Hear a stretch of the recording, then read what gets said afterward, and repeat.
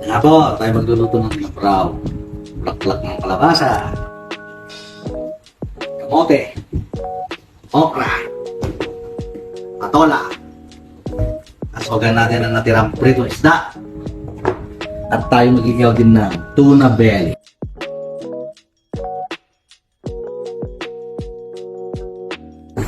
Yan. Sinimulan ko ng pakuluan yung prito, kamote, may luya. At lalagyan ko na rin ng bagong isda. Yung isang sandok. Kumukulo.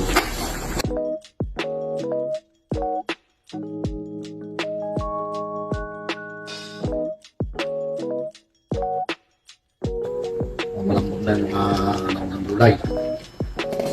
Sinalak ko na rin yung ano. Ito na. Ito na. Yung ano.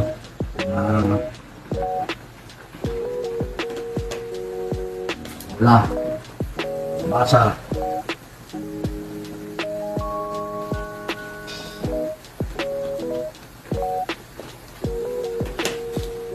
Tinumot-mot.